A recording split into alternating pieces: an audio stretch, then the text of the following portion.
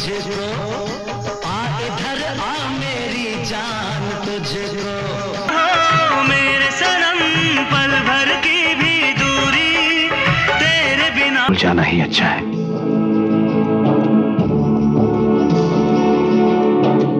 धर्मेंद्र और विनोद खन्ना की दोस्ती काफी सुपरहिट मानी जाती है। यह दोस्ती हकीकत में एक दूसरे को दोनों बेहद प्यार करते थे और दोनों एक साथ में करीबन दर्जनों फिल्मों से ज्यादा फिल्मों में नजर भी आ चुके हैं। बताना चाहेंगे कि धर्म जी और विनोद खन्ना की जोड़ी जिस फिल्म में आती थी उन्हें दर्शक चूम चूम के देखते थे और दोनों को कैसे कोई भूल सकता है। भले ही आज हमारे बीच विनोद खन्ना साहब ना, लेकिन दर्शक उन्हें बेपनाह प्यार देते हैं। उनकी फिल्में आज भी देखना बेहद पसंद करते हैं। विनोद खन्ना के डायलॉग्स काफी खूबसूरत रहे।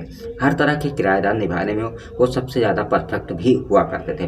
बात करेंगे विनोद खन्ना और धर्मेंद्र को लेकर, आखिरकार क्या थी वजह जिसकी वजह से धर्मेंद्र और विनोद खन्ना आपसी में कर लेते झगड़ा। आखिर कौन सी हीरोइन थी और किस वजह से दोनों के अंदर मनमुटाव हो गया था। तो आइए दोस्तों, आज हम बात करने वाले हैं ऐसे खूबसूरत जोड़ी जिन्होंने 70 और 80 के दशक में वो नाम कमाया है जो बॉलीवुड में आज हस्तियां कमाने के लिए भी तरसती होंगी। चलो दोस्तों, वीडियो की शुरुआत करेंगे, लेकिन उससे पहले आपको बता दें कि अगर आप भी बॉलीवुड स्टोरी में दिलचस्पी रखते हैं तो चैनल को सब्सक्राइब करें और फॉलो करें, ताकि आप लोगों को ऐसे स्टार के बारे में वो जानकारी इसी चैनल पर मिलते रहे। जी हाँ दोस्तों, अगर हम बात करेंगे तो 70-80 के दशक में कई बड़े स्टार हुआ करते थे, लेकिन बात उस जमाने की है।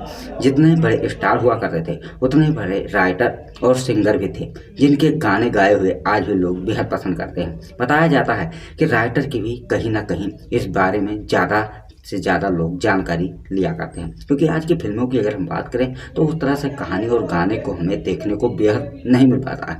लेकिन उस ज़माने में जिस तरह से स्टार के ऊपर कहानी लिखी जाती थी, जो गाने लिखे जाते थे, उन्हें सिंगर मोहम्मद रफ़ी, किशोर कुमार, महेंद्र कपूर जैसे सिंगर महा सुपरस्टार सिंगर कहा जाता है, जिनकी आवाज़ आज भी कोई नहीं ले सकता। तो दोस्तों, आपको हम उस दशक में ले जा रहे हैं जहां कई ऐसी बेहतरीन फिल्में हैं और ऐसे स्टार हमारे बीच हुआ करते थे। उनकी फिल्में सिर्फ न देखना ही, लोगों के उस फिल्मों के ऊपर जो भी कहानी दिखाई जाती थी वो शायद बात हकीकत में हुआ करती थी और लोगों के साथ उस तरह से गुजरती भी थी।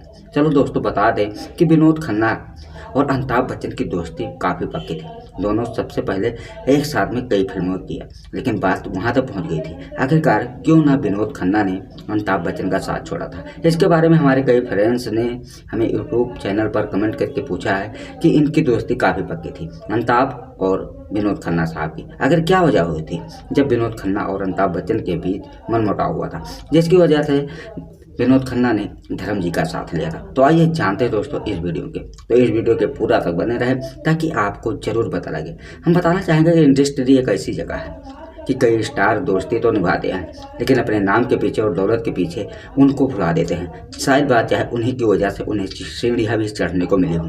बताना चाहेंगे कि एक दौर ऐसा भी था जब अमिताभ काफ़ी फ्लॉप चल रहे थे और विनोद खन्ना एक ऐसे स्टार थे जिनको किसी भी एक्टिंग के लिए या किसी भी रोल को दिया जाता था तो वो उसमें परफेक्ट साबित होते थे। यही वजह थी कि वो बहुत ही जल्दी परफेक्ट हीरो के तौर पर या विलन के तौर पर या डाकू के रोल में वो बिल्कुल सेलेक्ट हो जाते थे। और उनकी बॉडी और उनके बोलने का अंदाज और काफ़ी खूबसूरत है हम सब विनोद खन्ना साहब, जिनके ऊपर फैंस को दिल लुटाते थे। तो आइए जानते हैं, बात करेंगे कि शुरुआती दौर में तो विनोद खन्ना, अमिताभ बच्चन की आपने कई फिल्में देखी होंगी, लेकिन एक फिल्म ऐसी भी आई थी जो 1979 में मुकद्दर का सिकंदर। जी हाँ दोस्तों, यह फिल्म सुपर डुपर हिट थी। इसके गाने इतने लाजवाब थे कि इस गाने को मोहम्मद रफ़ी साहब ने गाया था। भले ही हम आपको इस वीडियो में उनकी फ़ोटो अमिताभ बच्चन की नहीं दिखा रहे हैं और ना ही मुकद्दर और सिकंदर के बारे में बता रहे हैं, लेकिन उसके एक गाना मोहम्मद रफ़ी साहब ने सिर्फ 2 मिनट का ही गाया था, जिससे लोग बेहद उस गाने को पसंद करते हैं। और उस गाने के बारे में लोगों कई बार तो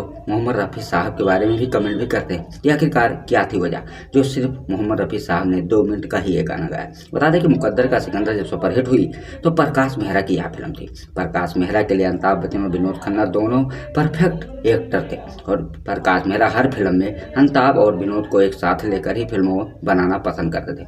बता दें कि उस समय मुकद्दर और सिकंदर में चल रहे फीस को लेकर आखिरकार अमिताभ बच्चन ने विनोद खन्ना के ऊपर आरोप लगाया था। यह बात जब विनोद खन्ना को पता लगी तो उन्हें अमिताभ से काफ़ी नाराजगी दिखाई। बता दें कि मुकद्दर के सिकंदर सुपरहिट फिल्म के बावजूद भी आखिरकार अमिताभ बच्चन को जब पता लगा ये मेरे बराबर ही विनोद खन्ना ने फीस ली है। तो इसकी वजह से अमिताभ नाराज हुए। उन्होंने कहा अगर फिल्म फ्लॉप हो जाती तो सारा खर्चा हमारे ऊपर आता, जिसकी वजह से विनोद खन्ना काफ़ी नाराज हुए और उनका साथ छोड़कर वो धर्म जी के साथ कई फिल्में करने लग गए। जिसकी बात करें तो विनोद खन्ना और धर्मेंद्र की जोड़ी को लोग बेहद पसंद करें।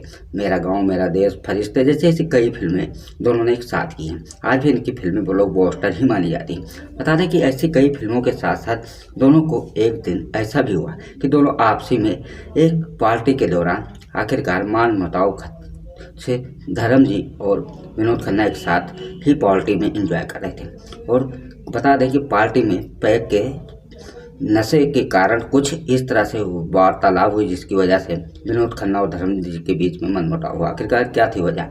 बात थी अरमिता सिंह। जी हाँ दोस्तों, आपको बता दें कि धर्म जी अपने बेटे के लिए यानी सनी देओल को फिल्मों में लॉन्च करने के लिए उन्हें एक नई हीरोइन की तलाश थी और उन्होंने खुद अरमिता सिंह को चांस दिया था। बता दें कि यह फिल्म उनकी बेताब सुपर डुपर हिट हुई थी, जिसके निर्देशक तो नहीं बने थे धर्म जी, लेकिन बताया जाता है कि पूरा खर्चा उन्होंने उठाया था।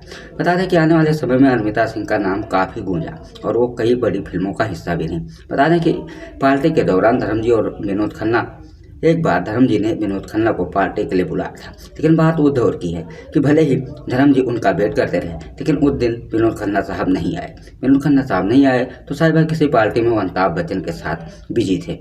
उसके बाद जब बिहान एक पार्टी में दोबारा उनकी मुलाकात हुई तो विनोद खन्ना साहब ने अरमिता सिंह को लेकर कुछ इस तरह से बातें कही, जिससे धर्मेंद्र जी ने उन्हें धक्का दे दिया। बता दें कि विनोद खन्ना के ऊपर लोगों ने यहाँ तक भी बताया था कि विनोद खन्ना साहब ने धर्म जी का कॉलर पकड़ लिया था। क्या बात में कितनी सच्चाई है ये आप खुद गूगल पर सर्च कर सकते हैं। लेकिन फिलहाल हम दोस्तों बताना चाहेंगे कि पहले की तरह कलाकार आज बॉलीवुड में इस तरह के जगह नहीं बना सकते। लेकिन फिलहाल हमको बताएंगे कि विनोद खन्ना और धर्म जी की जोड़ी के लिए आप कितना कमेंट देते हैं और कितनी लाइक देते हैं, ये तो आपका हम कमेंट में देखेंगे। लेकिन आज के वीडियो में इतना ही। फिर हम ऐसे सुपरस्टार कलाकार के बारे में बिल्कुल रोचक और सटीक और ओरिजिनल कहानी आप तक लेकर